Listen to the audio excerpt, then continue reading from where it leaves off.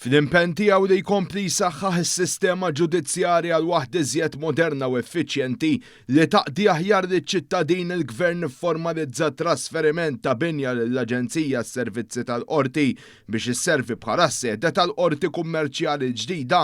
L-iffirmar ta' trasferiment tal-binja li tinsab fi triq Melita l-Belt kien ippresedut mill-Ministru għall-Kultura, l-Artijiet u l-Gvern Lokali Owen Bonnici u l-Ministru għall-Ġustizzja u r-Riforma tas-settur tal-Kostruzzjoni Jonathan Attard.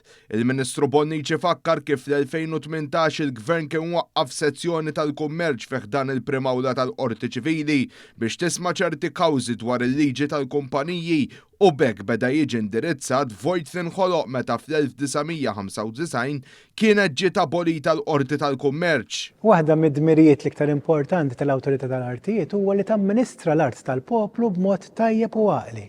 U xemm iktar għaqli u tajjeb milli tagħti binja li qiegħda fiċ-ċentru tal-Belt lill-Aġenzija tas-Servizz tal-Qrati biex ġodin il-binja jkun hemm il-qorti kummerċjali biex bekk is-settur kummerċjali jkollu wkoll soluzzjonijiet ġudizzjarji b'mod speċjalizzat għal ħtiġijiet li jinqalgħu minn żmien għal żmien f'soċjetà dinamika bħal mija dik Maltija. Aħna determinati li nkomplu namministraw l-aqwa mod l-assi pubbliċi ta' pajjiżna.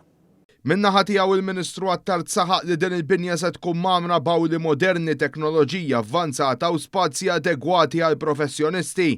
Spjega li l-Qorti Kummerċjali mhix biss strument ta' ġustizzja iżda wkoll mezz ta' effiċjenza, prevedibilità u fiduċja fis-sistema legali, elementi essenzjali għall-ambjent ta' investiment serju u sostenibbli biex Malta tattira iżjed investimenti. Trasferiment tal-binja mingħand l-Awtorità tal-Artijiet għall-Aġenzija s-Servizzi tal-Qorti huwa pass importanti ħafna f'dan il-riforma marbuta mal-Qorti Kummerċjali bħalissa hemm il-proċess parlamentari għaddej fejn tela issa l-istadju ta' kumitat imma qed nassiguraw ukoll li naraw li jsir ix-xogħol marbut mal-investiment neċessarju fl-infrastruttura. F'din id-darba l-infrastruttura fiżika is-sede li se tkun qed tospita dik li hija tkun il-qorti kummerċjali ġdida f'pajjiżna fi proċess ta' speċjalizzazzjoni li għaddej minnu s-settur tal-ġustizzja. Il-trasferiment ġie ffirmat mill-Kap Eżekuttiv tal-Awtorità tal-Artijiet Robert Vella u l-Kap Eżekuttiv tal-Aġenzija s-Servizzi tal-Qorti Vanessa Grek.